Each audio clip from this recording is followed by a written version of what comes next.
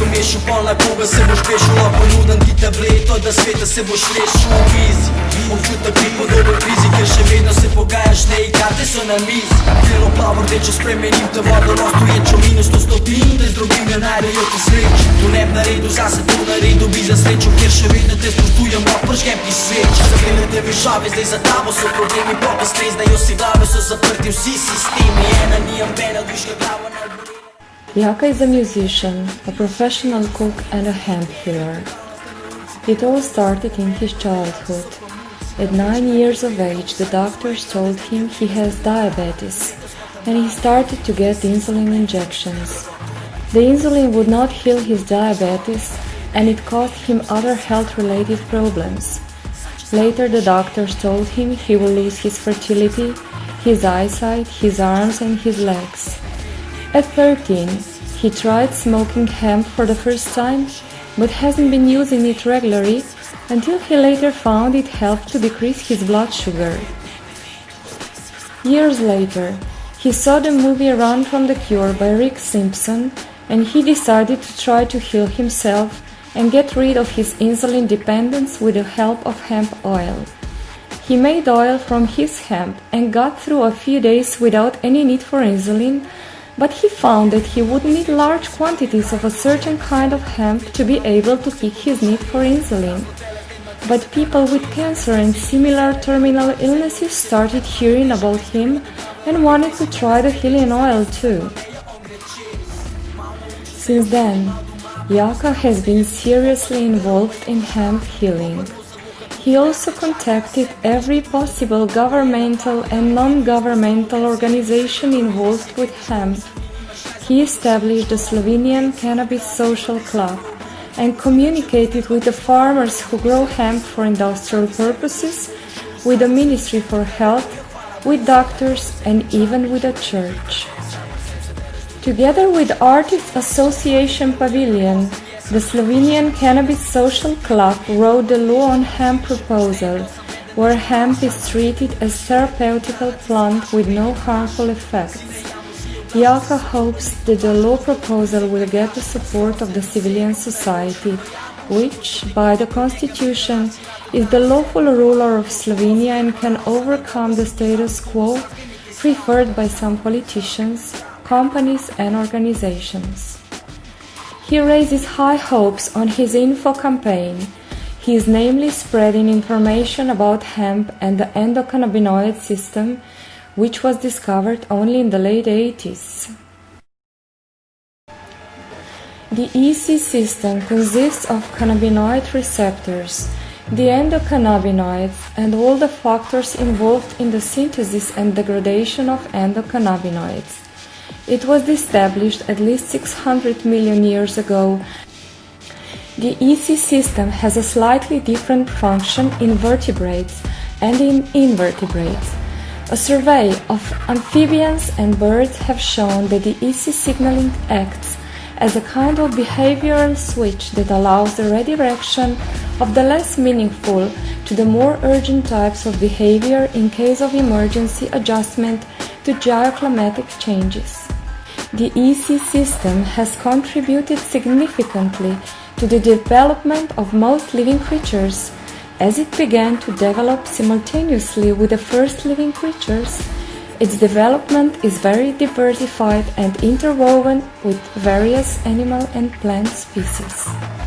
Cannabinoids are an essential element of the suction reflex in infants and are associated with digestive reflexes and appetite.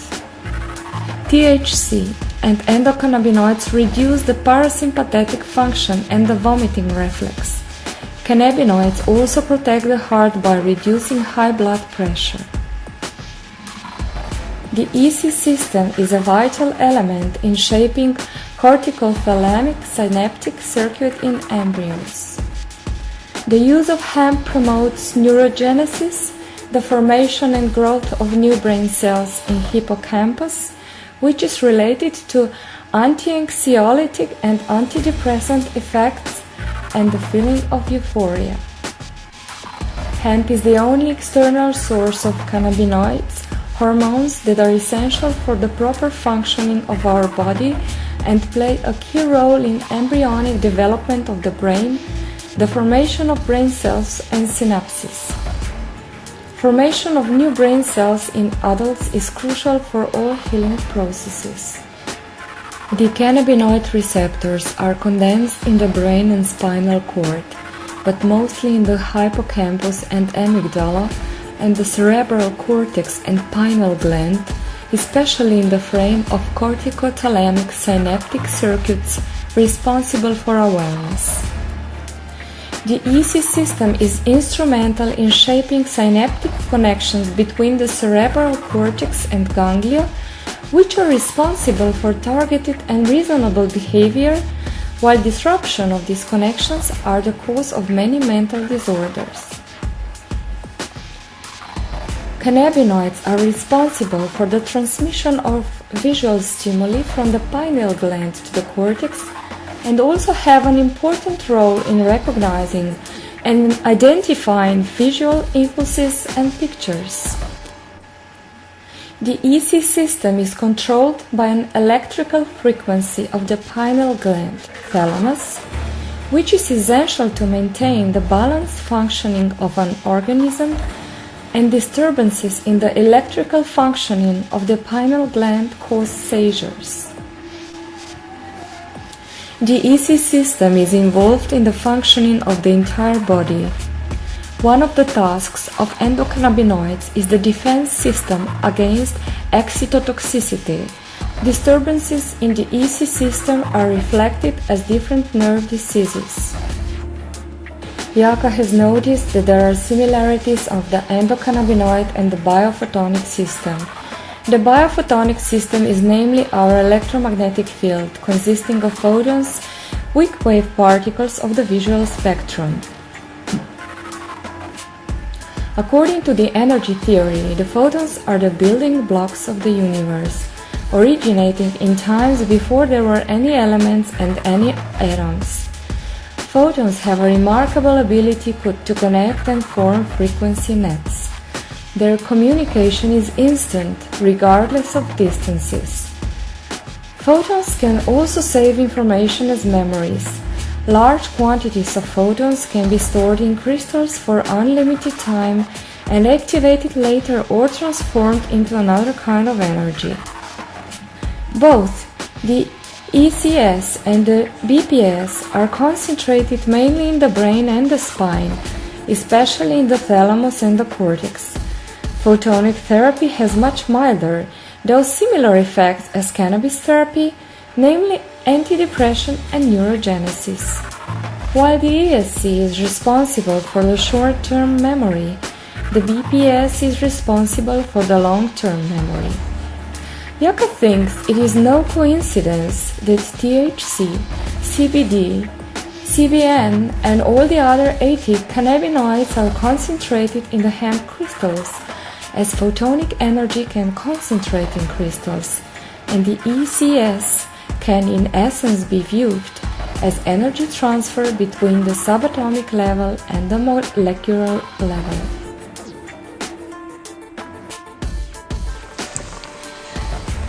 Anyway, Jaka has not much choice. He was destined to become a hemp healer. He's in contact with cancer and tumor patients on a daily basis. He is also in contact with Simpson and Jindrich, and right now he is on his way to meet them both in the Croatian island of Krk. Apart from consulting them about some details concerning his patients and the oil and tincture he is making, he also wants to ask Rick and Jindrich for another kind of help. In Slovenia, namely, where Jaka lives, the legislation is still prohibiting hemp use. It is supposed to be decriminalized, but legally, hemp is still listed as a dangerous drug. In September 2012, a man was imprisoned for planting 5 hemp plants for his own consumption. Jaka wants to change all that, and he's hoping to get Rick and Jindrich to support his idea of Cannabis Manifesto, which could help him and everybody spread his gospel of the most effective medicine on the planet, with tens of thousands different uses and with a serious potential to transform our society into an ecological paradise.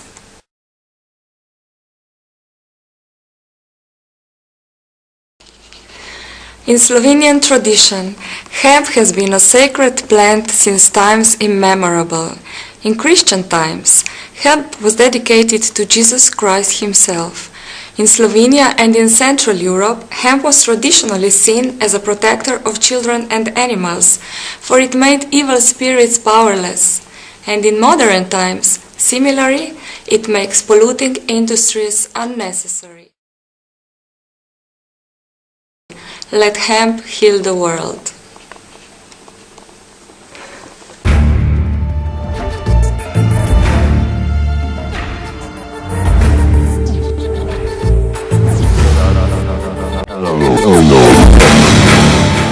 No, it's understandable. No, I know there was an outfit there, they offered me they wanted me to go to Thailand, and they were going to give me my own hospital and give me a doctorate, you know, and I told them to take their doctorate and shove it. To me, you know, it bothers these characters, because all these guys that are, you know, high in this field, I mean, they're all like PhDs and, you know, doctors and the rest of it, and they don't like the fact that a guy like me can just walk in and say, there's the cure. Yeah. It was too late, I did that, and I mean, everything I told the public was the absolute truth. So, well, you know what can any of these doctors say? But they don't like me being there, and they don't like me in the position I'm in. But, you know, like Jack Herer, he named the oil the RSO, the Rick Simpson oil, and that name stuck. And now, I mean, basically worldwide, everybody, you know, that knows anything about this is aware of this. But, you know, like, what scares me today, there's so many people jumping up, you know, with these CBD oils and, you know, high CBD oils and all of this nonsense. And I'm not saying that, you know, that this doesn't bear research. It certainly does. All these cannabinoids do. But the simple truth is, back in Canada, when I produced the oil, I didn't go looking for high CBD oil. I just looked for the strongest, most sedative, heavy indica strains or indica dominant sativa crosses. You know, the ones that really, you smoke them a little bit and you just want to go lay down. That's what makes the medicine. Now, and CBDs, they really don't have any effect there at all, so I certainly was not looking for high CBD oils. And my oils have proven, you know, to work, you know, magnificently. So I'm not saying, like I said, the research doesn't need to be done, but I hate it when I see these people today jumping forward, making these statements, you know, just so they can sell their own products. And this is what I'm seeing happening everywhere. And there's, oh, I don't know, thousands of people out there now producing the oil. They're all calling it the Rick Simpson oil, you know, and we all the time, we get emails from people back in the States and in other countries, like, you know, I went to a dispensary and I bought your oil, or I went to a dealer and bought your oil, and it doesn't have the same effects that you're describing. Well, then I have the unpleasant task of sitting there and telling them that they've been robbed, you know, and that I have no affiliation with any of these people, and they're just using my damn name, and that doesn't make me too happy. I mean, we need standards and we need quality control put in place as quickly as possible so people know what they're getting. You know, this is what's wrong here right now. You know, and well, just the other night, there was a young woman came here. Her father was dying of cancer, and she had bought some Rick Simpson oil. And when she brought it in, she laid the tube down. As soon as I looked at the tube, I just looked at her. I said, "That's not it." And what do you mean? She said, "You never even looked at it." And I said, "Well, you can tell just by the color of it." And so we went out and we took a cigarette paper. And luckily we had a little bit of the real oil here, so Jindrich put 3 strips of the real oil on the paper, and then he put a strip on each side of the oil that she had bought. And we held it up, and he's got the video of it. We held it up, you know, and here's this nice 3 strips of the beautiful golden oil, and here's this 2 strips of tar, you know, black as tar, and who God knows what was in it. You know, and but this is what's happening everywhere. You know, a lot of these people were drug dealers in the past. So when this door opened, you know, oh, I can produce oil out of trash and I can still make a lot of money. There's a lot of them that didn't hesitate to do it. It's sad, and I have such a hard time understanding how anybody, you know, like when somebody comes to you and they're dying of cancer, I mean, they're literally putting their life in your hands. You know, save me. And how could anybody go out and produce a low quality oil and then hang my name on it, knowing that it's not going to be effective, and there's probably the patient's going to die? You know, they're just robbing these people. And I want to see that, you know, brought to an end. You know, medicine should not be about money. It should be about healing, and it should be about, you know, quality control and purity. And that's really where I want to take this in the future.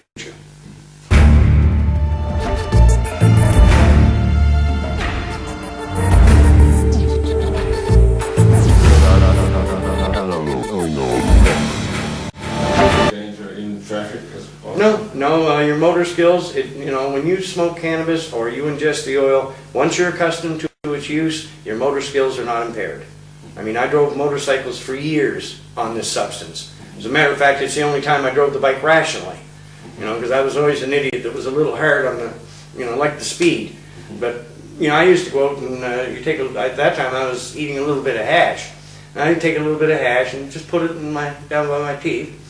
And after about 45 minutes, the bike would just slow down. And I'd get this kind of a smile on my face. And I mean, I drove the bike tens of thousands of miles. You know, under the influence of this substance, I never had a problem. I never had an accident. So go out and drink 6 pints of beer and go get on a motorcycle and see how far you get.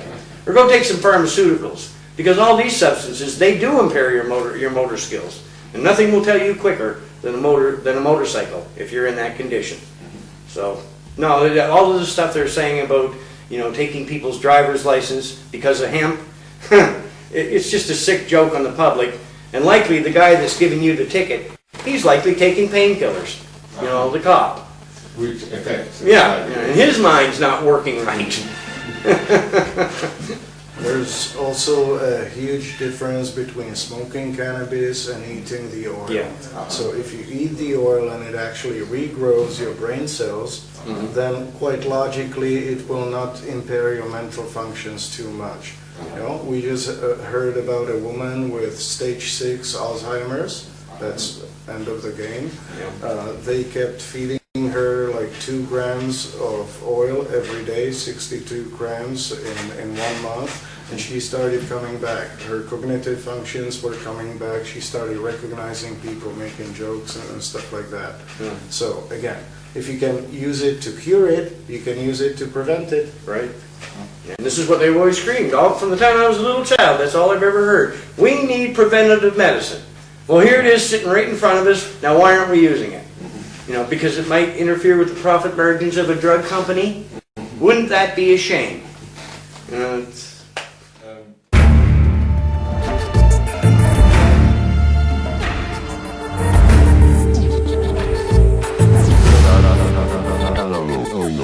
mostly health and happiness. You know, for beginners, I tell beginners to start off with just as, like, well, if you have cancer and you came to me, it's a serious internal cancer, I would tell you to start off with little tiny doses, 3 times a day. You know, early in the morning, mid-afternoon, and about an hour before you go to bed. And, you know, if that dosage affects you too strongly in the beginning, because a lot of people don't have any tolerance or very low tolerance, and if you find that's too much, then just cut that dosage in half. But the idea is every 4 days, take these dosages, every 4 days, increase your dosage. And if you keep doing that every 4 days, in a short time, you know, your body adapts to it and you build a tolerance. The main side effect that you find with the medicine is sleep. You know, it's very sedative. I mean, this stuff will knock an elephant off its feet, but it does no harm. So, you know, in the beginning, they're going to sleep very well at night, and then when you get up in the morning, you take your dose. About an hour later, that dose is telling you to go lay down. So I always tell people, like, you know, don't fight the effects of this medicine, of this medication. Just go with it. Do what it's telling you. And, you know, as long as they do that and don't try to fight it, there's no problems. But, you know, if people sit there and they become anxious because, you know, like they think that they shouldn't be feeling sleepy and they're trying to fight it. But the sleep is, you know, a very important part of the healing process. So this is, you know, a good part of the reason why I encourage, you know, everyone to use this substance. But it's like I said, there's no danger whatsoever involved, and people of all ages can use this substance, and it will not cause harm. So why aren't we using it?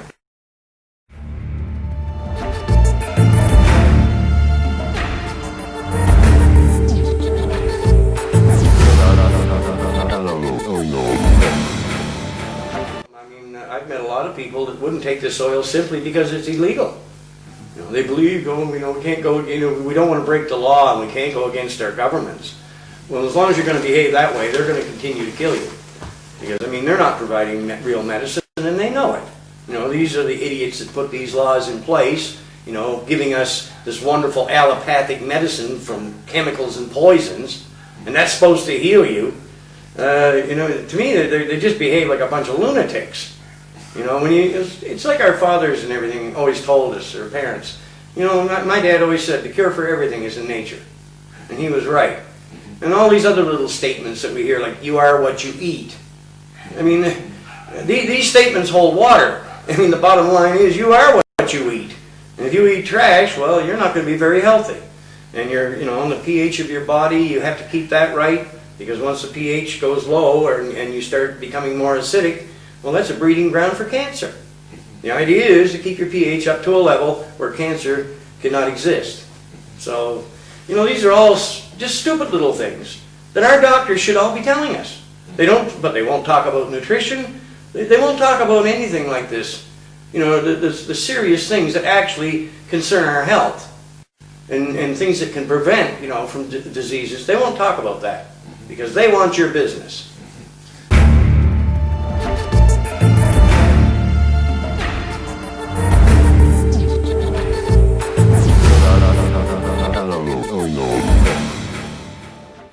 Industrial hemp, there are strains of industrial hemp that can make decent medicines. I've seen them.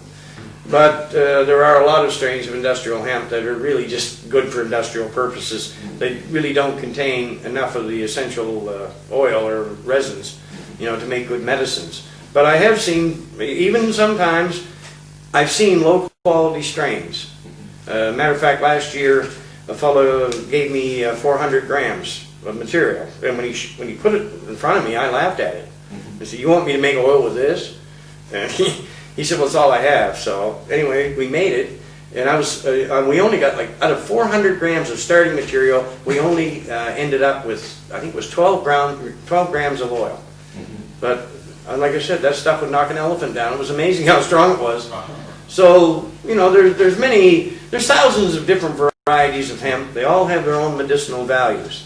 But you know, predominantly what I'm interested in is the heavy and strong medicinal strains. You know, that's where the medicine is.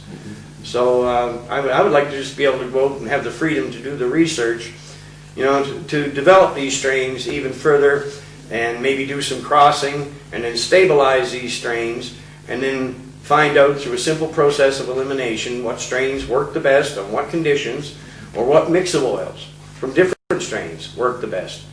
And in no time, since this substance is so safe, in no time we could be healing the public, and we could do the research that's required. There'd be nothing to it. To answer it, oils from industrial hemp could also successfully be used for some skin conditions. Yeah. That's what we were using in hemp cosmetics, because we could not use anything else. But we know that the oil, if it's produced Rick's way from 20% THC, extremely sedative and potent, or more, we know that that works magnificently. So do we need to prove that lower quality oils might work sometimes also? We don't. We know that that's the stuff that you really want. If you only have industrial or something like that, use it for skin conditions, for beauty, that might be enough. If you don't have anything else, well, try eating it, but always look for the best quality material. Yeah. That's all there is. Well, I mean, it's really a no-brainer. I mean, if you had a loved one that was dying right now from cancer or something like that, you know, what are you going to do? Are you going to want to give them oils produced from a low-grade strain that's going to produce, you know, it may have medicinal values, but it's not strong medicinal values? Or are you going to want, you know, your loved one to take, you know, oils that are made from the most sedative and most medicinal strains? Of course you're going to want the best. And this is what these people need. And if we were allowed to do this on a grand scale, we could grow these plants and produce this medicine for practically nothing. You know, and this is exactly what governments worldwide should be doing for their people. You know, kick the pharmaceutical companies in the ass and tell them to get lost, Give the people back the right to freely grow hemp and use it whichever way they like, and the medicinal value of this plant would just create a wave of healing such as this world has never seen. And right now it's a wave of healing that we badly need, because I mean, we're in the middle of a cancer epidemic and all these other diseases like Alzheimer's, Crohn's, and so many diseases that a few years ago I never even heard their names before. Now today all of these new diseases, well, let's put a stop to them. We got the means at our disposal. All we got to do is stand up and do it.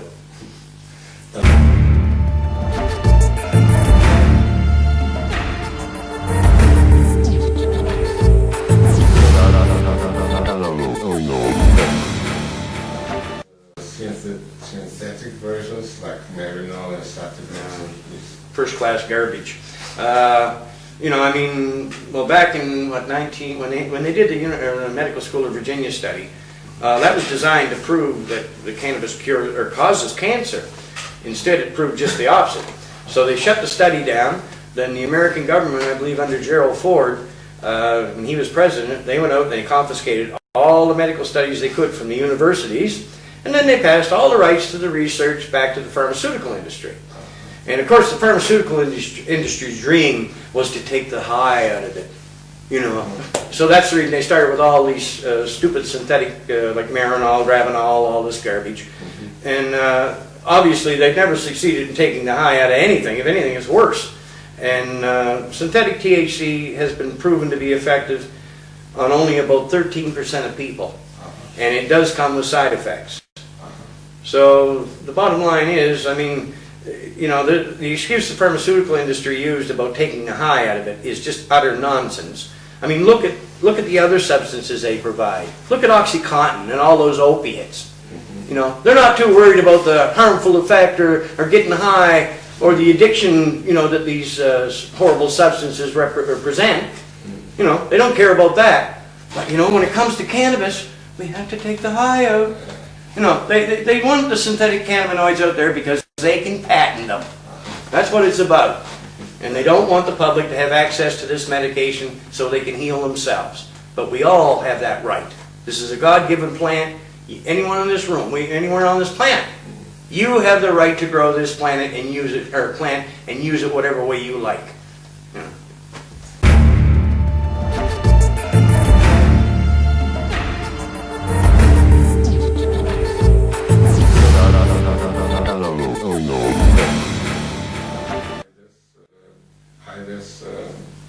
Cannabis developed. Well, highless cannabis would be, to me, you might as well go smoke grass, you know, or tree leaves. I mean, the high to me is part of the healing process. It's the high that makes you sleep. It's the high that kills your pain. So to me, only a lunatic would want to take the high out of this medicine, you know, because to me that would make it ineffective. You simply have to get used to the effects, and in a normal world you would get used to that as a baby. You know, because your mother would be on the oil when she would be breastfeeding you, and then you would be getting the oil as medicine of first choice for basically anything. Because if you have a sore back or something like that, or eczema that kids have, what else do you want to put on them? Corticoids or a natural oil? Of course the oil. So then if you put it on the skin in such a quantity, of course it will go inside. And you want it inside.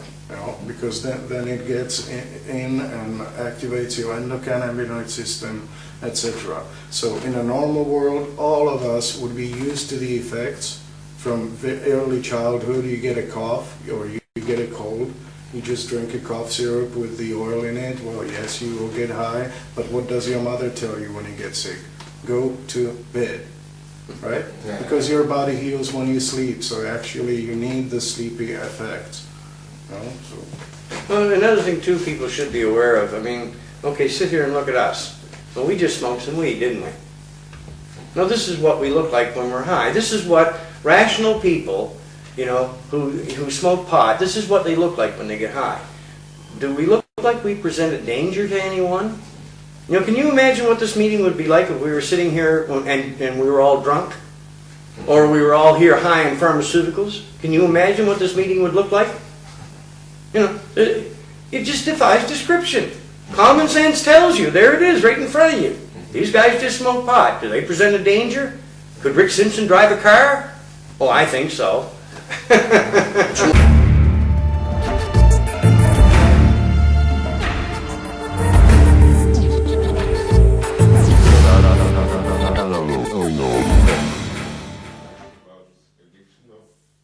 On cannabis, or maybe question of cannabis healing addiction.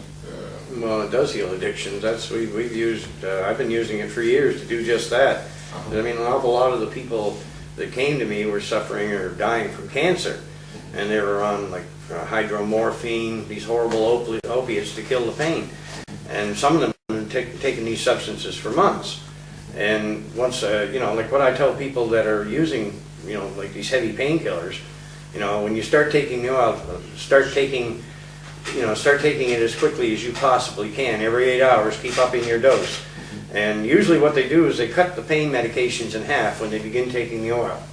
But within a week, in most cases, we can step the people right off these medications. And they don't go through the horrible withdrawal symptoms that they would if they didn't have the oil. The oil, you know, lessens these problems. And, you know, like this whole nonsense about, you know, well, you know, they've been saying for years that cannabis hemp is a gateway drug. Well, yeah, but it's not the gateway they're talking about. It's a gateway back. It's a gateway back for all these people that are suffering from these horrible addictions that their doctors provided. You know, it's a gateway back for all these people.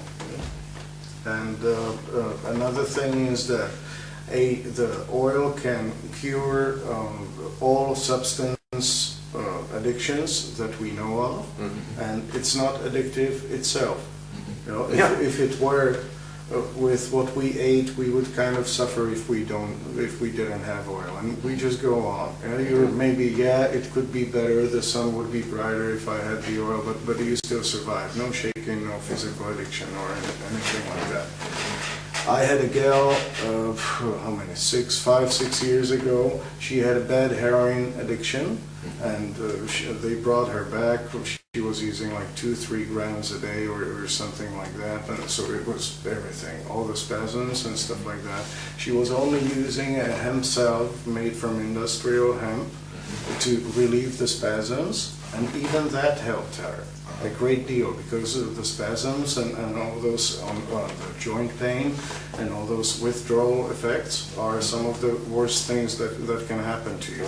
But even just that helped. So imagine what would happen if she could start eating it. Because like Rick says, when those stage 4 people come, they're really in a bad shape. And if they just can stop using those pills in a week, that's a miracle in itself. And on top of that too, this is by far the best painkiller on this planet. This oil, if you have the right oil made from the right strains, it'll kill pain that hydromorphine and all those horrible opiates won't even touch. And I've done this with people that were suffering from bone cancer. You know, and bone cancer is excruciating. And they have these patients on these hydromorphine drips and all this. Couldn't kill the pain. Put them on the oil, a few hours, pain's gone. And another thing is that once people have access to real high-grade oils, and once you try it, the real, well, I call it like nirvana causing oil or nirvana oil or something like that, you get to a state to which you cannot get with all the other drugs. So you will lose interest in the other drugs. Why would I drink half a liter of some liquor when I will know that I will have a hangover the second day? I will eat 1 gram of the oil, or 2, so I will sleep, who cares? But I will not have headache. And everybody who will try that, some crystal meth, heroin, or other things, and then will get the bad trip and the bad experience. And then they will know that there's a safe alternative. And you can eat as much of it as you can get as high as you want, and you'll be healing your body at the same time. Then why would anyone touch heroin? You know, why would they touch this and that? You know, and why would they touch pharmaceuticals? Plus you start thinking more rationally, so your body will tell you, do I want this? No. Oh.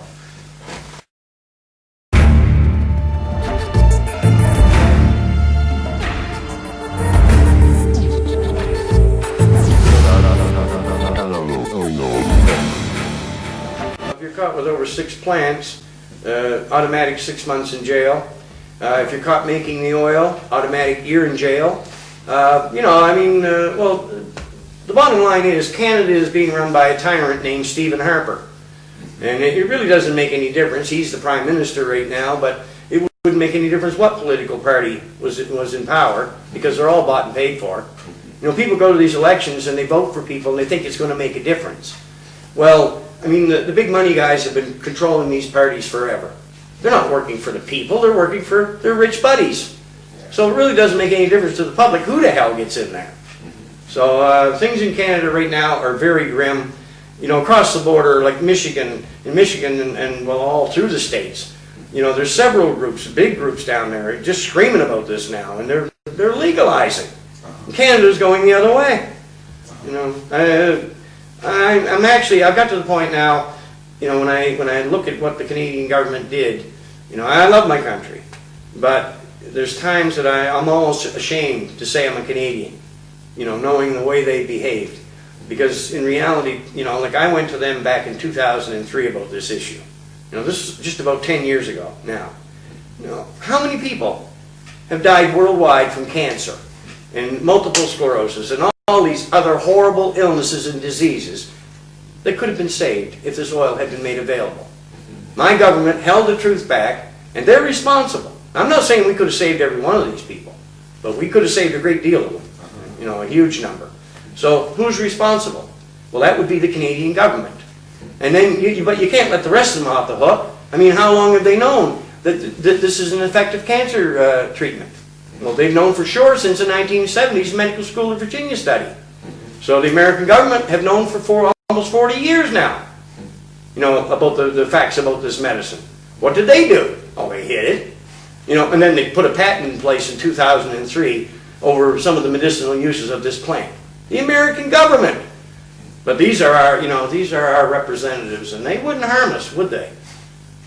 We're focusing on cancer, but let's not forget about other uses of the oil. So, for instance, burns. Yeah. Nothing better for burns. If it works for major burns, 3rd-degree burns like Rick used to have, I had a bad one here on my belly too.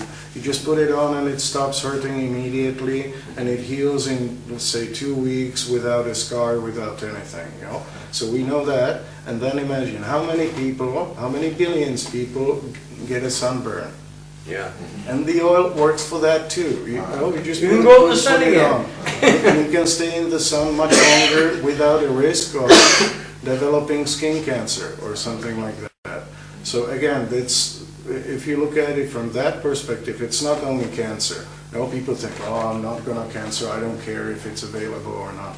But for burns, for dislocated discs, for anything, for strained muscles, for sportsmen. I had carpal tunnel syndrome from a computer. I don't have it anymore. Show me one method that they use that can actually cure it. They don't have it. So would you rather have healthy tendons or not? I would.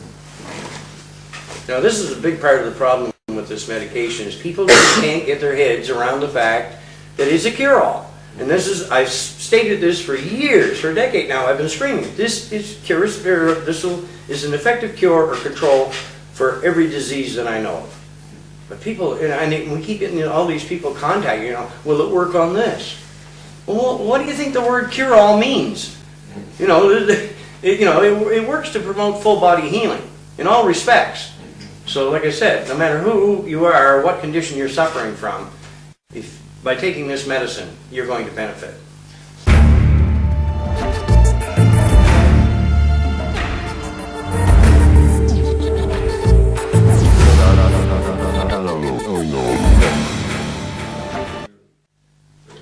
Well, so far no changes, but they're about to accept a law, but it has not been passed completely and accepted yet, or they still need to do a little bit more of that.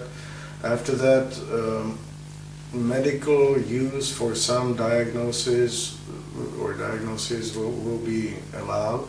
Some research will be allowed, but for the next 2 years, I think they will not be able to grow it in the Czech Republic. So they will be buying it from Israel and Netherlands and wherever else, because they need to change some more laws to allow for that. But they took like the wrong approach, because they were scared that the law would not go through at all.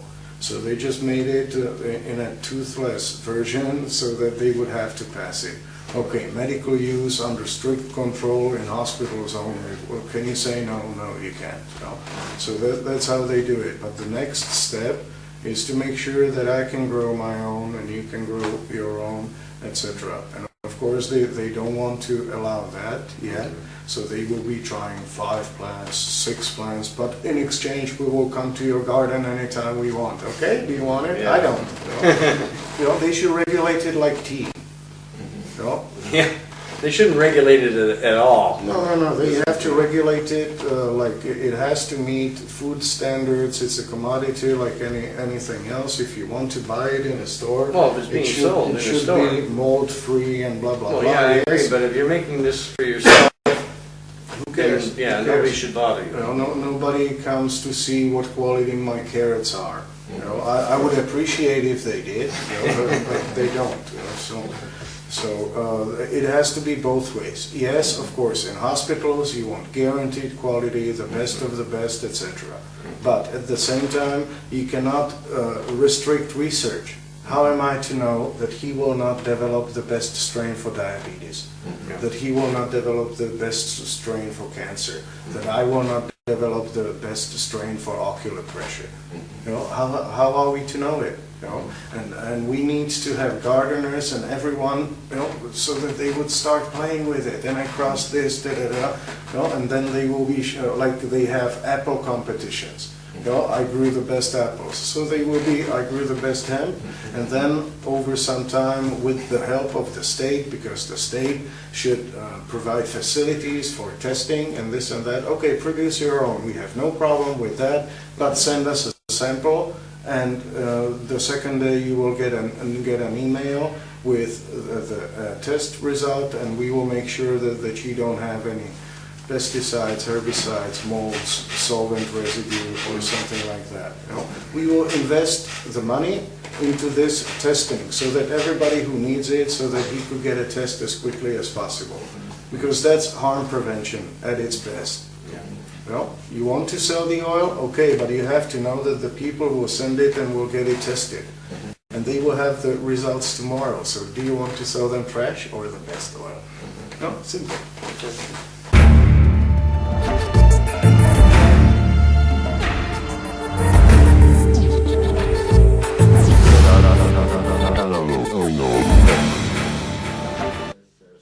Approximately 100 persons arrested for cannabis possession per hour, I think. And in Slovenia also there's a certain Mr. Bogdan who is imprisoned because of 5 plants. Do you have any message for governments? I do.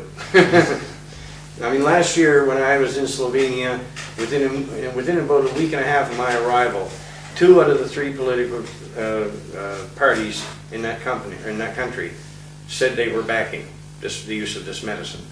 And just recently, not too long after the hemp congress was held, I heard that Bogdan had been arrested for possession of 4 or 5 plants. And Bogdan is one of the biggest activists, you know, in Slovenia. And I was horrified when I heard, you know, that they had arrested him. And then, I mean, since Bogdan is a true believer, and I mean, he's fighting for this, you know, he's staged this hunger strike. And I would like the Slovenian government to know that if something happens to Bogdan, I'll never forgive them. And I'll haunt them right to the day they die over this issue. I mean, you know, this government, you know, those same parties last year that said they backed me, well, one of those 2 parties are now in power there. So if you want to back me, you better start doing it and let Bozo out of jail. When we were at the World Hemp Congress in Slovenia, I was contacted by about 30 to 40 people who desperately needed the medicine the day when I met them. So Slovenia has these patients too. This medicine works for everyone, regardless of your age, sex, or race. So yes, you need the medicine too. It's quite simple. You know, so the sooner Slovenia and their government realize that yes, it's a fact. You know, let's do some more research if it tests cancer, okay, but it works for burns, it works for this, okay, you know, so why not? They don't have a rational reason that they could use to not give you access to it, and it's criminal negligence at its best, and they will be held accountable for it. It's as simple as that. We don't want revenge, but sorry, you have been told you didn't act, so here it is. And we do need to have the research performed, but it needs to be performed by people who are honest and then who will bring the public the truth. I mean, all of these researchers for decades, they've known about this, and they've kept it hidden along with the governments. So how much trust can we put in these people? You know, at least somebody like me will bring the public the truth.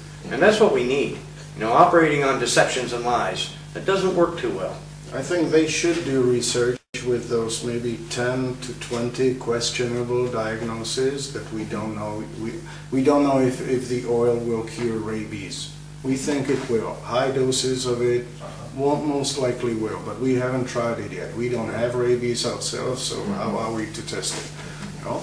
So if they do research on those 10, 20 diagnoses and find out if it does or not, I'm okay with that. But there's 20,000, 50,000, 100,000 other conditions that the oil is already known for. If there's an inflammation involved in the condition, the oil will help.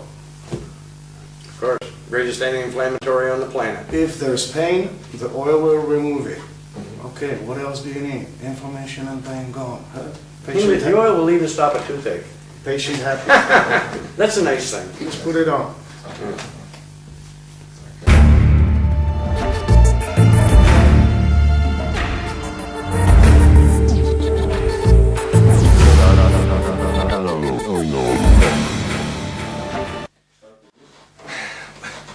Well, I mean, if you live in a country like Canada, if you want, you know, high-grade bud to make medicine from, the only place you're going to find it is either on the black market or grow it yourself. I mean, the Canadian government, under their marijuana access program, they will supply, you know, hemp or cannabis hemp to medicinal patients or medicinal users. But what they supply is low-grade trash. You know, and the bottom line is, if you add up what they charge, like they charge $150 an ounce plus tax, which adds up to about $172.50 an ounce. Now that's equals about $2,760 for a pound. But this is a very, you know, low content THC. It's not good material. So when you take that price into consideration, and knowing that I can go back home and go to a drug dealer, local drug dealers, and buy the very best hemp bud, a pound of it, for $2,400, then if you want to make good medicine, you better go to the drug dealer or grow the plants yourself. But I mean, what the Canadian government is doing is really little more than a scam, and it helps with the smoke screen, you know, to keep telling the public and through their news media, which they control too. The people that run the governments and everything control the news media. Well, they make these government policies look good. But in truth, it's just a pack of lies, you know, and they're not really helping anyone. So I honestly look at the governments like the one in Canada as being, you know, if you're looking for a drug dealer, well, look no further than the Canadian government. They're selling low-quality drugs at a very high price. And I really should make it clear, too, to people that I don't feel that cannabis should even be called a drug. It's a medicine, as far as I'm concerned. I mean, we use that word in the medical system. You know, all the doctors, they all use drugs. And the same thing when you go on the street. You know, people are using drugs, you know, to get high or whatever. Well, they're all using drugs. You know, but these substances are all harmful and dangerous. Well, cannabis hemp isn't harmful, nor is it dangerous. So why are we calling cannabis hemp a drug? Shouldn't we be calling it a medicine? You know, and that's what it truly is. And then you have to change the whole perspective, because most of the initiatives in Colorado and Washington now are for people 21 and older. Yeah. Okay, you're 16 and you have diabetes and what? Yeah. So you can't use it. Your kid is 6 months old, has a brain tumor, and you can't give it to the kid. That's simply idiotic. So the medicine, everybody needs access to it. It should be unlimited and preferably wherever available at as many places as possible. Because you never know what's going to happen to you. When you have a car accident or when you smash your head, you need cannabis in you within 4 hours, but the sooner the better. Right. So if you have a gram of oil in your pocket, well, somebody will smear it on your gums even when you're unconscious. If you don't have it, well, then every minute counts. They say it takes 15 minutes for the ambulance car to get to the place. Well, sometimes, sometimes it's longer, and every minute counts with the brain damage. So everybody should actually have the oil right in their car. Just for this only reason, nothing else. And then again, we know burns, like we said before, and all that. Israel, they only have a palliative care program. It's for people, you've gone through all treatments and they failed, so then they will give you some marijuana so that you could vaporize it. You don't get the oil. They have known about it since 2009 when we did the tour, and now they're starting to test the oil. Little too late. 3 years later. Better now than never. But still, even their program, which looks very good on paper, yes, we have hemp, and if you go in a hospital, you can get it. It's very limited, and you cannot do it that way. Everybody needs it. You need it. I need it. We need it here now. What if something happened? You walk down the staircase, you twist your ankle, and what? Are we gonna wait and watch you suffer, or would you rather put the oil on immediately?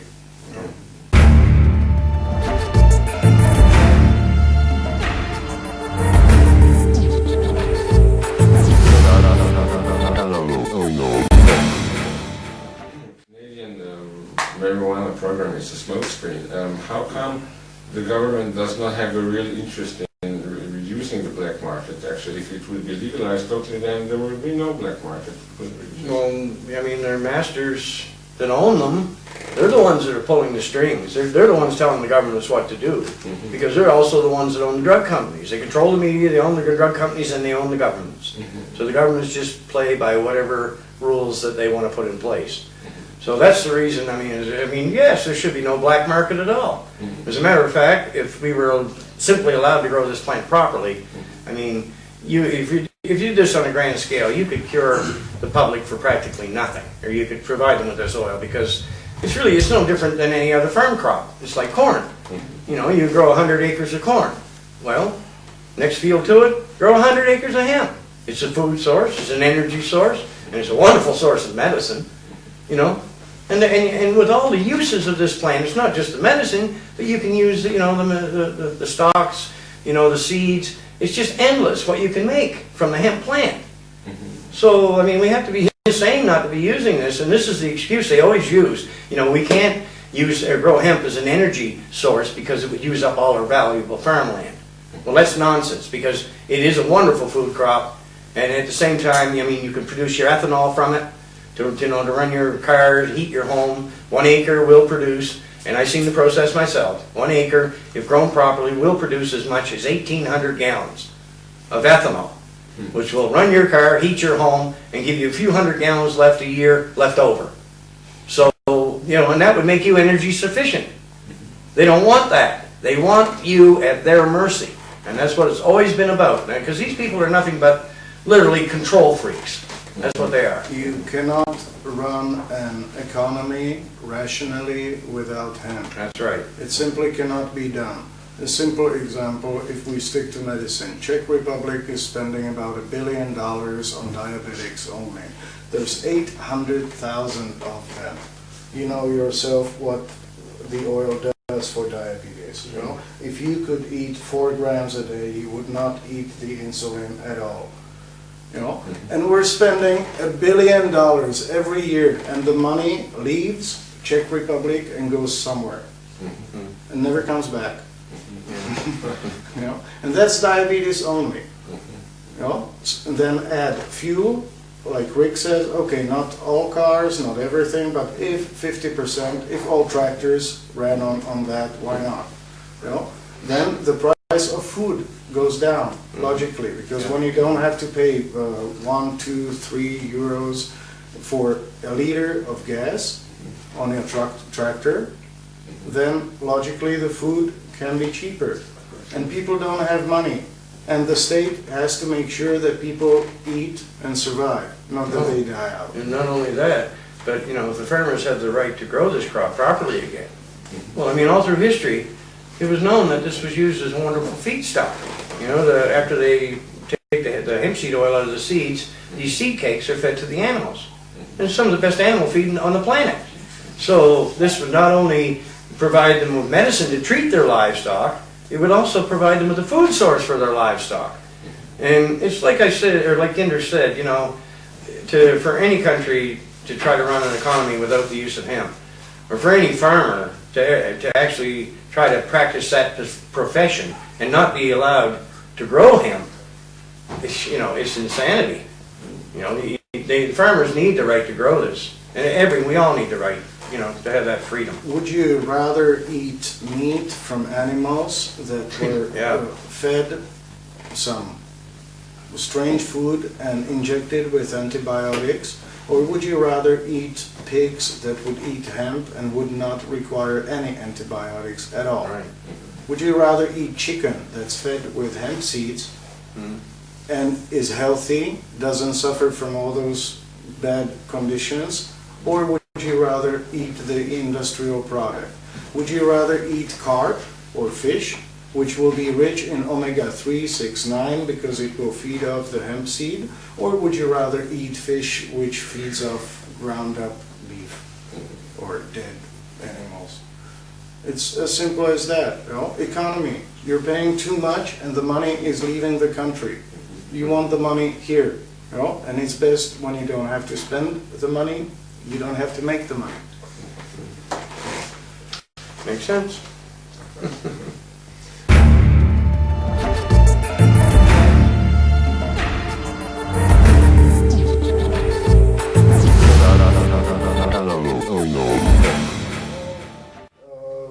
All nations, all economies 70 years ago and before were basically hemp-based, or hemp was used as clothing. You will find that in all cultures from Egypt on. Yeah, they used to pay their taxes with it.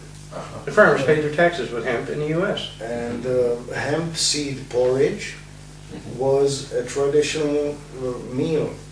150 years ago, most people ate porridges. But it was called gruel. You know, eat your gruel. Well, your gruel was actually hemp seeds. The most nutritious food on earth. So it all makes sense. And then lamp oil. That was hemp seed oil because it's the healthiest thing. Of course, if you burn hemp seed oil because it shines better than anything else, then it's kind of better to be in that room than when you boil a petroleum product, doesn't it? Like kerosene, you know, you get all that smoke. So all of that, it was always used. They used to treat tuberculosis in Czech Republic with that hemp seed porridge only. You know? So, like, what else? What else would you like to give to a suffering patient on a hospital bed? Something that's easy to digest, something that will give him all the nutrients or all the nutrition, so minerals he needs, all omega-3, 6, 9, or something else that he will have a problem chewing, you know? I mean, you can actually feel what it does for you. I mean, if you actually just sit down and eat a good handful of hemp seed or hemp hearts every day, do it for about 3 days. And tell me you don't feel the difference. The energy level, everything, it increases it. It's noticeable. So cannabinoids balance your system, and cannabis balances your farm. That's about it. In Hungary, they used to have potatoes, hemp, because then you do not need any herbicides, pesticides, and all that. Plus, another thing that's good to know is that when you make the oil, the plant is so smart that it does not let any pesticides, herbicides, heavy metals, molds, or something enter the resin. So if you use ether or naphtha or 99% isopropyl, but preferably naphtha or benzene, technicky benzene, here then you don't strip the plant materials, and if you don't have plant materials in the oil, then you don't have herbicides, pesticides, heavy metals, molds, or Leave anything the else. toxins behind. So you can basically process anything you want for the oil, and plus there's other ways to purify the oil. You have a barrel of oil that you need to purify, so you go to a chemist and he finds a way to make sure that there's absolutely nothing in it, and that's how you do it. So that way you don't actually need to grow medical marijuana in greenhouses under controlled conditions only, and you can grow it out in the field. If you know that you're going to make the oil from it, well, who cares? You know, if you know that it's for smoking, then of course roof, you know, to protect it from the rain and this and that. But why not smoke the oil? It's better. Yeah. One puff from a vaporizer, and that's all a patient needs. So why not? And there's often a controversy about this, you know, like indoor growers would like to believe that their hemp is the strongest in the world. But I don't know, from my experience, I've grown indoors and outdoors. I've bought hundreds, if not thousands of pounds of hemp, and, you know, I've sampled it from all different places. But the strongest hemp I've ever seen, was grown outdoors. And if you have a good grow year and the sun cooperates and you get, you know, good rain, and of course, I mean, you got to put, the more work you put into the plant, the better the results. I mean, hemp loves water, and if you kind of mother the plants a bit more, you can see the difference. But from my experience, the best comes from outdoors. But you can still use the indoor strains or indoor grown hemp that's grown indoors to heal diseases. But you know, with me, I'm always looking for the most potent.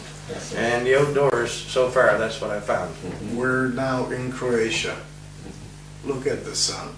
Yeah. Would we The climate you would have we here. get better hemp outdoor or indoor? Well, In Croatia, probably outdoor. probably outdoor. Yes. Both are good. We have produced medicine from indoor too. In Czech Republic, for some time, we were only making it from indoor because at that time it was much better quality than what we could find outdoor. But in an ideal situation, of course, outdoor would be better because, you know, it's more pleasant to smoke it. So when it's more pleasant to smoke it, it will produce a more pleasant medicine. Plus the energy of the sun, it stays there. You know, we don't know much about that, but the energy still stays there, and it also makes a huge difference. And that's also back to when you were asking about synthetic versus natural. Well, it may be the same molecule, but is it the same atoms? Yes, that's it. I doubt it. No, it can be in different reactions. Plus atoms are 99.99999% nothing. So, well, there will be some differences. We don't know much about it. We cannot really measure it. But everybody knows that natural is better for humans than synthetic. So that's all you need to know. Well, when it comes to regulating this substance, I don't feel any regulation should be put in place. I think you should just be able to go into a store, and if you want to buy an 8-ounce jar of high-grade hemp oil, you should be able to do it at a very reasonable cost. You know, because the bottom line is, you know, no doctor can determine your tolerance. You know, and in reality, when you look at the use of this medication, the faster you take the medicine, the faster you cure or bring your condition under control. So that's really up to the patient themselves to determine. You know, and some people really do have a huge capacity for this stuff. You know, I have seen many cancer patients that actually ate a full cancer treatment in 30 days. 60 grams of oil, 30 days, cured their terminal cancer. So, you know, that really wipes out the need for a doctor. Because a doctor, he doesn't really, what role can he play? You know, the only thing they can do is tell you, oh yeah, well here, take this pill 3 times a day or whatever. Well, to me, this is nonsense. This is about healing, and like Jindrich said, you should have the oil. Every household should have a great big jar of this stuff. Because one of your children get a severe wound or an injury, It's a natural antibiotic and it's a natural anesthetic. You put it on the wound in no time. Pain's gone and you're not going to get infection. I mean, this just makes sense. And you heal so quickly with this substance, it really is mind-boggling. So it should be available in all households. We just had this testimonial from a guy, I'm not sure, maybe 18 months old child. I think it fell into a fireplace or something like that. And he had to pull the kid out of it, take it to the hospital, they cleaned it, they did some grafts and da-da-da. And during that he was using the salve, and it produced miraculous results. It healed very quickly. And I was telling him, hey, why didn't you put the oil on it straight away? Yeah. You know? And then imagine that you had a bathtub full of the oil. So you just warm it to body temperature, and you just immerse the kid in it for 3 minutes, and you take it out. And you don't need to do any skin grafts, anything at all. And there's heal with no scars. And there's no pain. There's really, it's hard to believe it, but if anyone wants to make a simple experiment, really, if you have good oil, you can pour a glass of boiling water on your hand if you're a masochist and if you really want to try it. You know? And then wait, or do it on both hands, and put the oil on one and let the other one suffer. Again, if you're a masochist. If not, then just go by my word. You know? And you will see it for yourself. And once you see that, or if you just use it after you get burned from the sun, that's all you need to know. And you will know that you want a jar full of it at home, or a bucket. What if someone came for a visit? Oh, hell, I mean, put it in your suntan lotions. You can go back out in the sun again. There's so many uses for this. In cosmetics, women can make their own face creams, mix the oil in. It's amazing, you know, it's very dramatic, the difference it makes in a person's complexion. You know, taking away the lines and things like that. And, you know, to be honest right now, if every woman on this planet knew what that oil could do, just for their complexions alone, that stuff would be legal tomorrow morning. You know, it's really the same thing for all these people with weight. They go to these fat farms, they go on these crazy diets forever. In most cases, it doesn't do them much good. Well, if you want to go back to a healthy weight, just start eating the oil. That's the healthiest diet I know of. And it's not a diet. You eat whatever you want. You know, your body detoxifies. You go back to a healthy weight. Now that's the way to lose weight. You know, sensibly. You know, and like he said, the burn units, I know because this hand, you know, man, well, back in 1999, I burnt that hand so bad that you could literally say that 3/4 of my hand was deep fried. It was just hanging. It was a hell of a mess. 11 days. Completely healed. Not a scar. Now, if it could do that to my hand, if you took a child that's in a burn unit, say a child that's gone through a house fire, severe facial burns, if you put that oil on that child's face, natural antibiotic, natural anesthetic, heals the pain, and I got a feeling that you could probably regrow the child's face completely, the same as it did with my hand. So why the hell aren't we using this in the burn units? You know. Or when you get a dislocated disc, Oh yeah. how much Back oil? pain, yeah. How much oil are you going to want to put on it?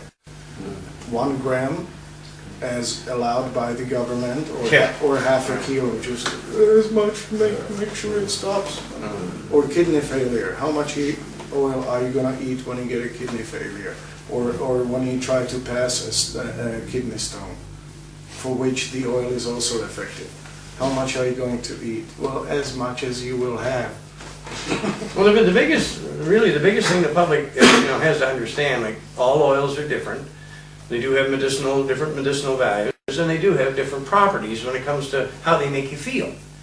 So what I've often told people to do, especially people that happen to smoke pot, that came to me looking to make medicine, and I'd ask them, I said, you know good sedative strains that you like to smoke. Well, yeah. Well, if you like to smoke it, you'll probably like the effects of the medication. So because it is a very personal thing. Some we could make an oil, and I might love its effects. You might not like it, because we're all different. And it's the same when you go into these doctors today. And this is part of the horror story, because if you and I had the same disease or diseases, and we went to the same doctor, and he gave us identical prescriptions, are those prescriptions going to have the same effect on you that they do me?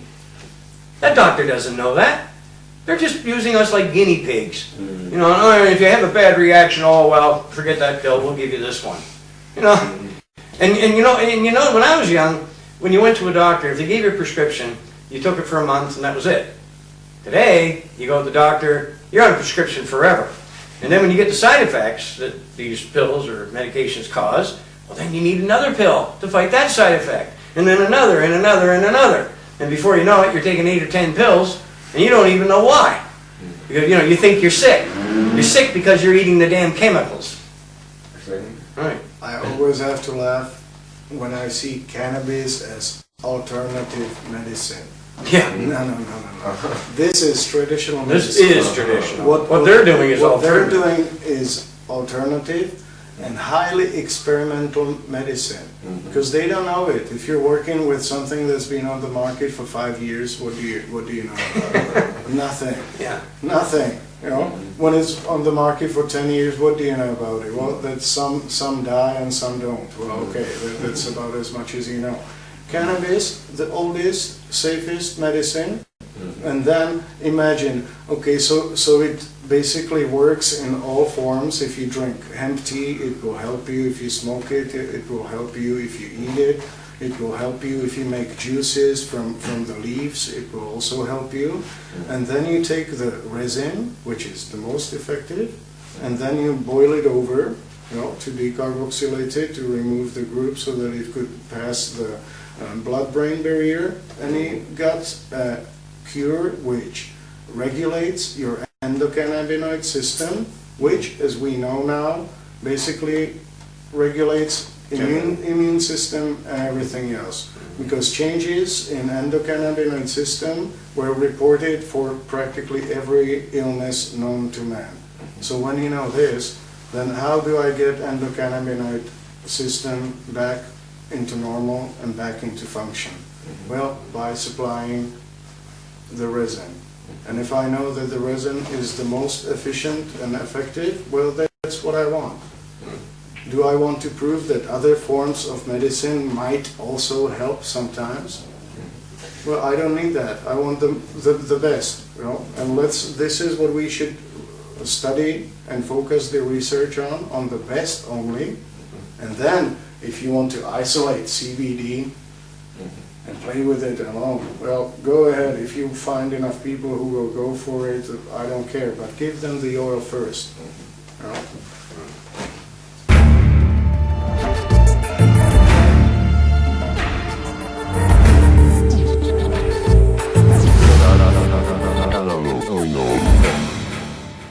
Cannabinoid deficiency is the basic cause of practically every illness.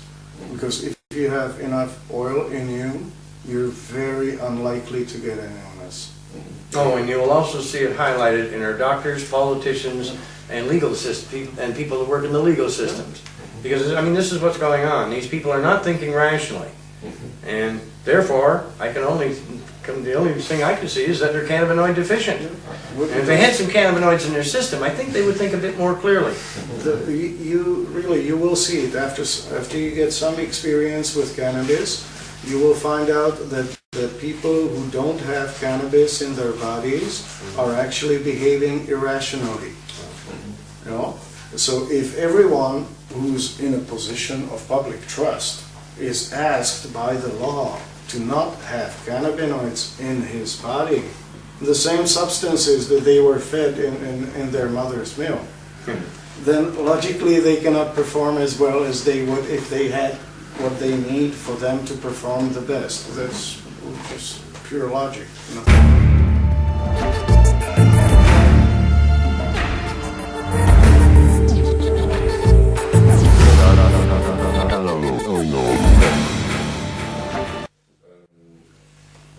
Conscious expansion? Of course.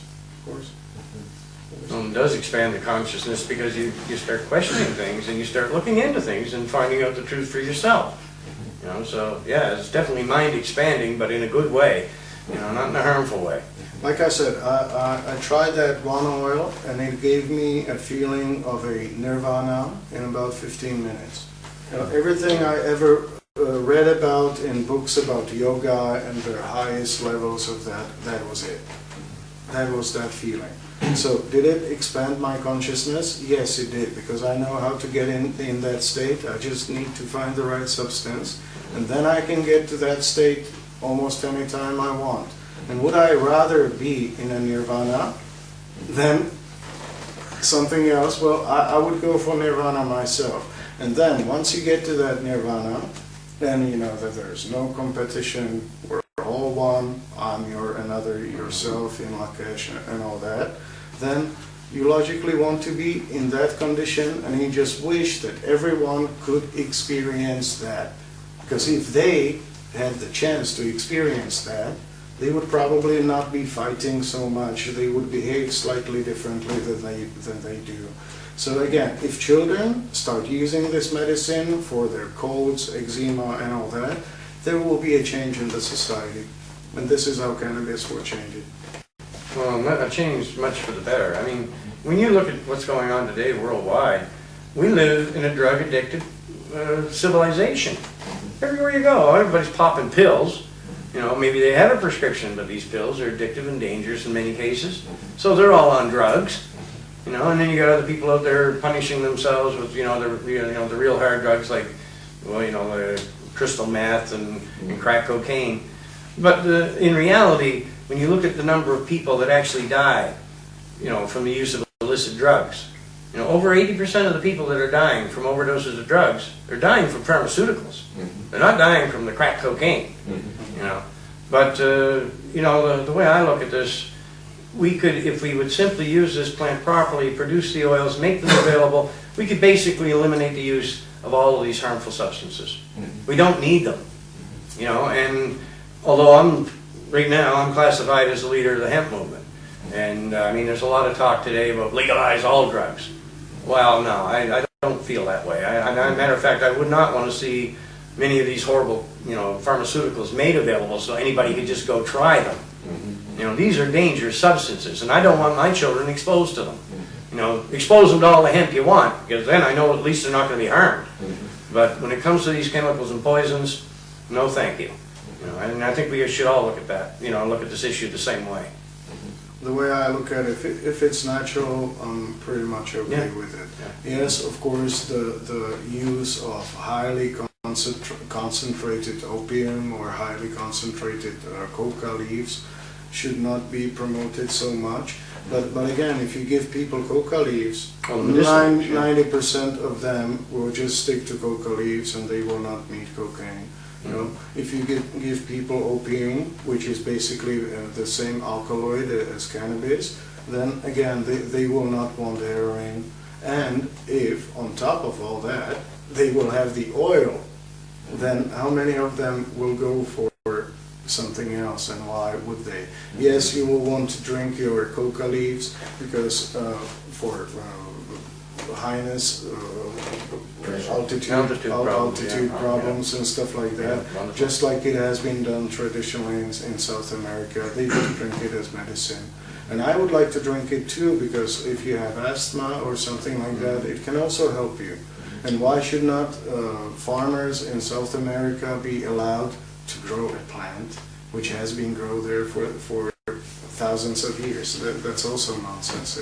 So there's other ways to regulate it. With the oil, you have basically nothing to worry about, because any addiction that you can find, the oil will help you out of it. And if you use the drug and the oil later on to get some sleep, then you will minimize the harm done and all that. And even if you have a problem from injecting drugs, well, if you injected a drug and put some oil right on it, well, you would not have abscesses, you would not have these problems. So again, there's ways to do that, and without hemp, no drug policy makes sense. Give them hemp, and yes, of course, use the police forces you have now and send them to pharmacies, and make sure that pharmacies do not sell anything that could potentially harm the patient or the health of anyone. Yeah, please do that. We need that.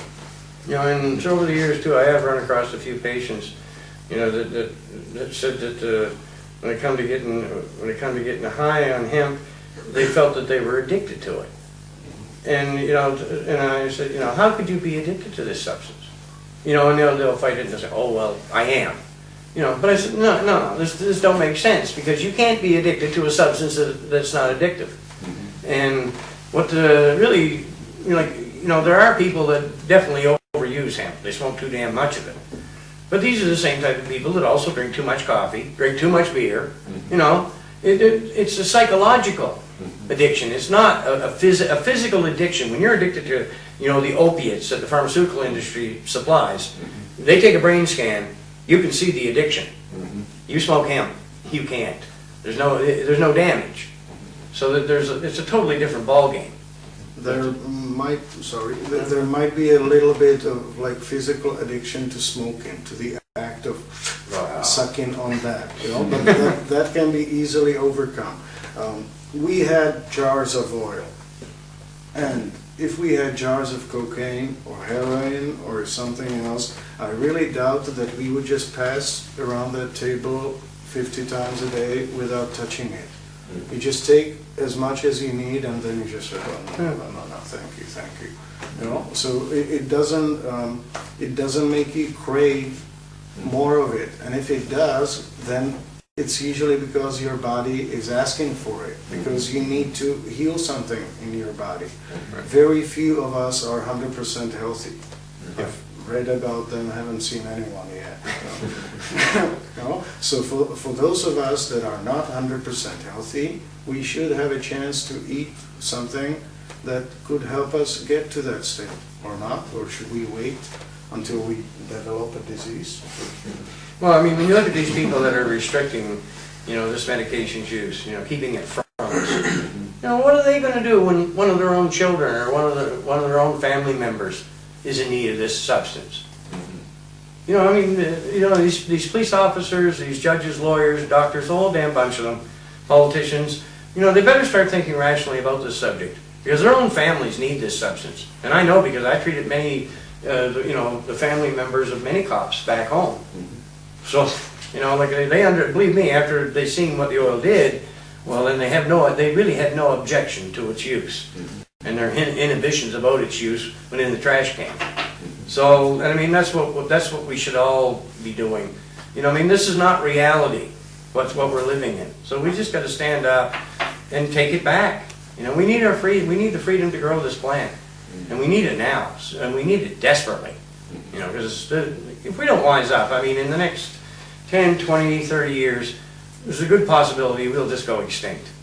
Because, you know, the toxins are building up on this planet. It's getting more poison every day. People are developing new allergies, all kinds of new health problems. You know, that's a bad road to be on. So we know how to fix it.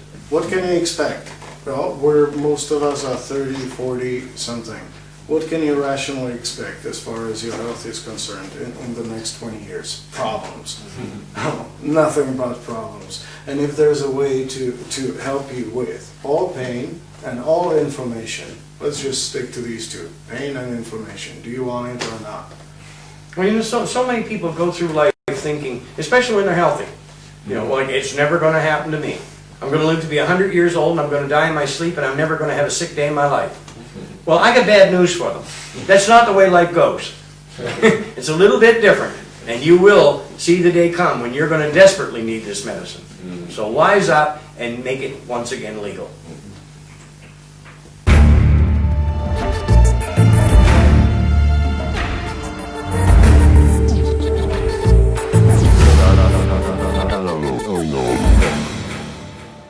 Which would be so useful and health beneficial as No, there's no other plant on earth that even begins to compare with this plant, you know, in all aspects, really, because, you know, like, this plant can detoxify the earth.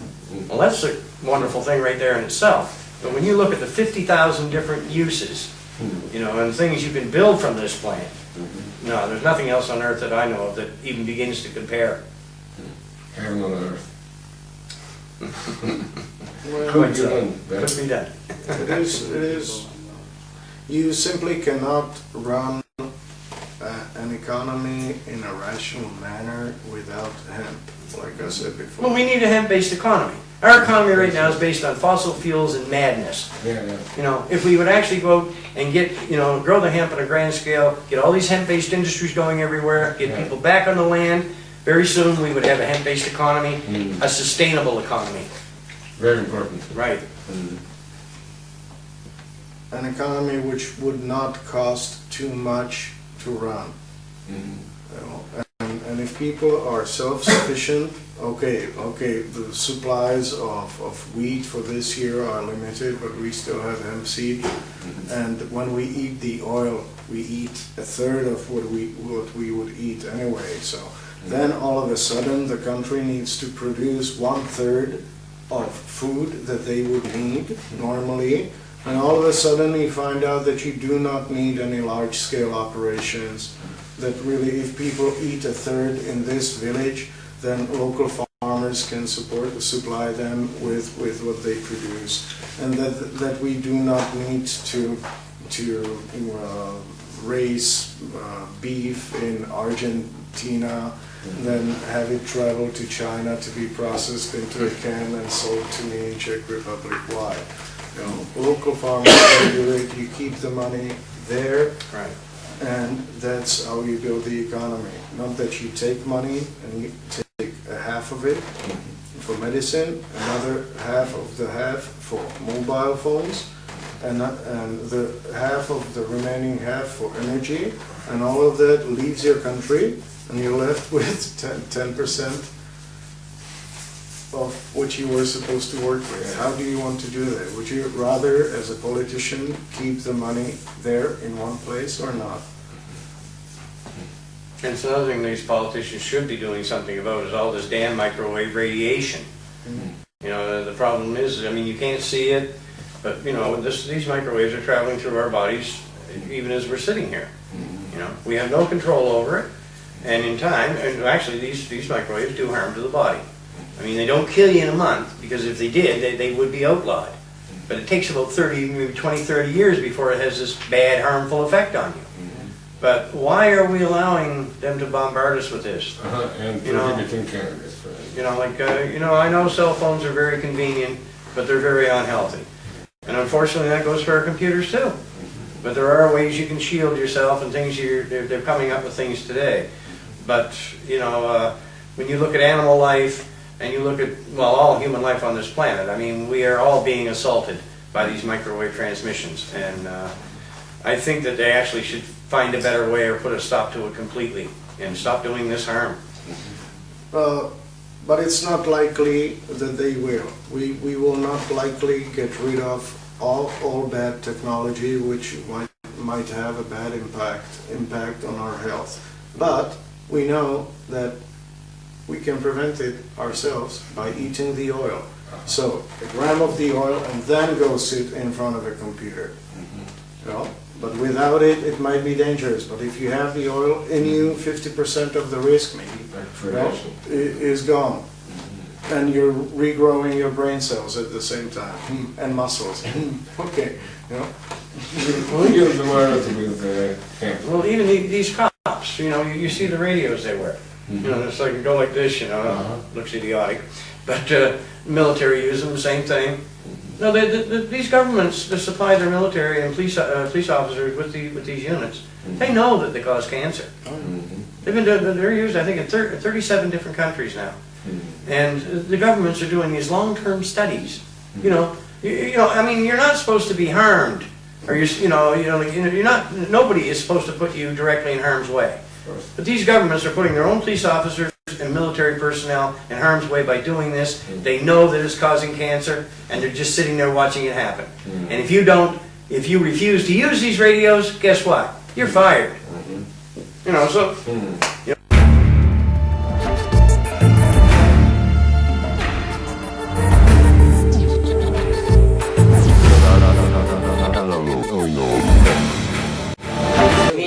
Slovenia situation is specific. We we are just 2 million of people, and we have a lot of lobbies, you know, and money is powerful than health for them. So that's the main problem, you know. Well, I mean, what's soon going to happen here, you know, the public's going to start asking their governments this, you know, this question. Why did you ever put this law in place? When you look at these countries like Croatia, Slovenia, why is there a law against hemp? Did your governments ever do a study? No. They just went by what the UN said. Yeah, a bunch of criminals. You know, so, this is not a very good way to run a country, and it's not a very responsible way to represent your citizens. So, you know, it's so obvious that I don't think I need to say any more on that subject. There's more than enough hard data available to make this plant legal today. Yes. Everybody that will tell you, oh, we don't know, we have to try this. Yes, go ahead, try that. But we know that pain and inflammation can be solved in people of all ages, all sexes, all races, and animals of all ages. Do we want it or not? You know, do we want to eat healthy animals or do we want to eat sick animals? Do we need to know anything else?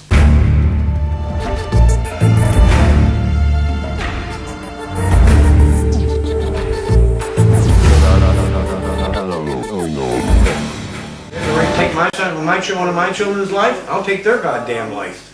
I ain't no pacifist when it comes to that. You kill one of my kids, good chance the same thing's going to happen to you. You know, but these doctors do it every day.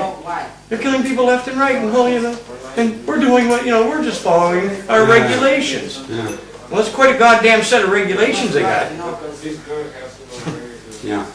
You know, they don't even practice medicine. You know, like 2 and 2 are 4. Hippocratic Oath. Read it. That's medicine. Look what they practice. They don't practice their own oath. You know, they give us chemicals and poisons. That's not medicine. You know, it says right in the Hippocratic Oath, first do no harm. First thing it says. And then later on you get down in there and it goes on about, you know, I shall not administer poisons. Well, look what these guys are doing. And they call themselves doctors. Yeah, right. Well, if they're doctors, I'm a damn astronaut. You know, this is just beyond. It's truly frightening. And admitted 12 years ago that it's non-addictive. And all through history, you know, this has always been known that this plant is not addictive in any way. And then she turned around and she said, well, THC has killed someone. And I looked at her, I said, show me. And she get this funny look in her face. She said, well, it was a synthetic cannabinoid. I said, yeah, a synthetic cannabinoid might just kill you. But show me someone that has died from the real cannabinoids from the plants. Well, that doesn't exist. And then she was going on, you know, well, I'm very interested in this, and I'd like to help, but you know, the regulations and rules that are now in place doesn't allow it. And I looked at her and I said, don't you realize that you're putting yourself in harm's way? And she said, what do you mean? I said, what's going to happen when the general public find out what you people are doing? You know, people all over Croatia are suffering and dying for no damn reason. You're sitting there on your ass. You've got the cure right here that can help them. But you don't, you know, you're not doing anything about it. Do you think the public are going to be happy when they find that out? And she get this, you can see the look, you know. And, but what is wrong with you? You know, like, I don't know, like, all you have to do is go to a hospital somewhere and walk through the cancer ward. You know, look at these children.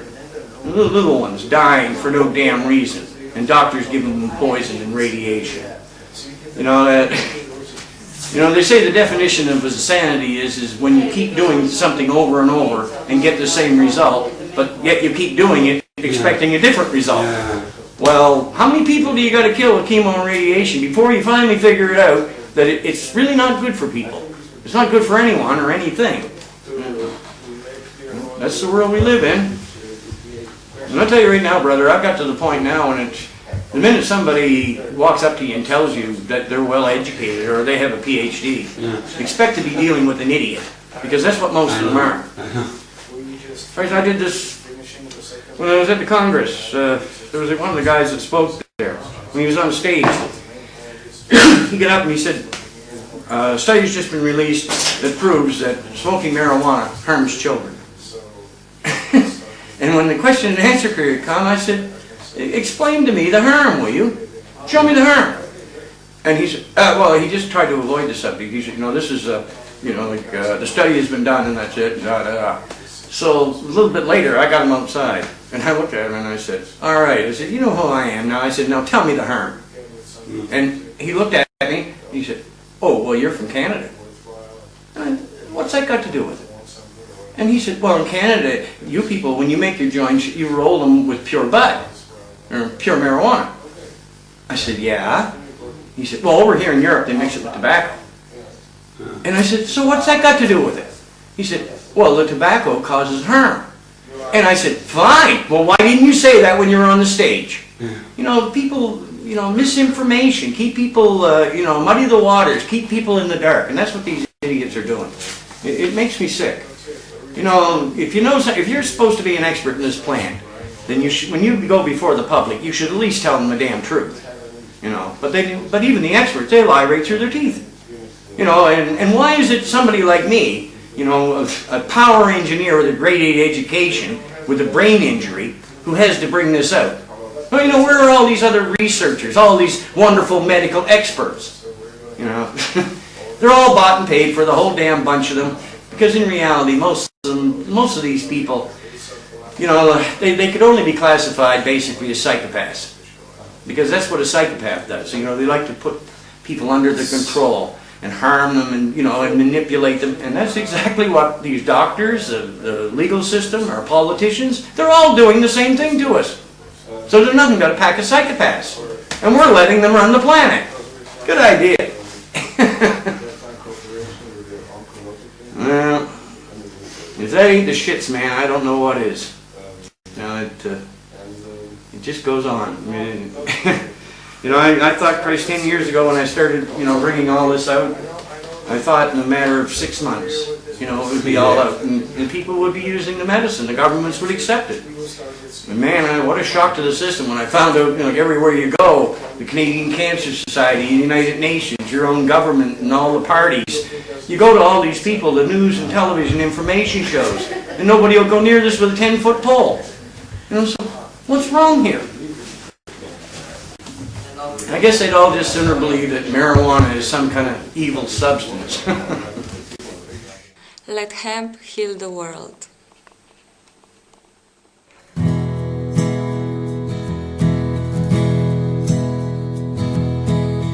Dobro jutro, jutro, dobro jutro vran, dobro jutro senca, dobro jutro dan.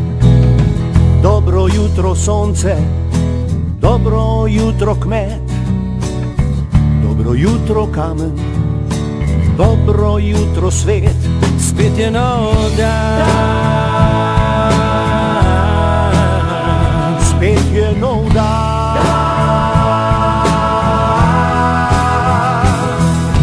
Hej, naj se le zgodi, vse kar se nikdar ni. Hej, bo dober dan. Hej, naj se le prižge, vse znova spet začne. Hej, naj bo dober dan.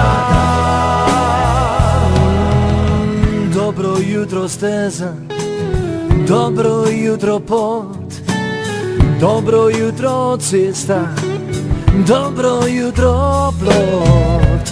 Dobro jutro reka, dobro jutro splav, dobro jutro splava, bi me čez peljal, spet je nov dan, spet je nov dan. Hej, naj se le zgodi, vse, kar se nikdar ni. Hej, naj bo dober dan. Hej, naj se le prižge, vse znova spet začne. Hej, naj bo dober dan.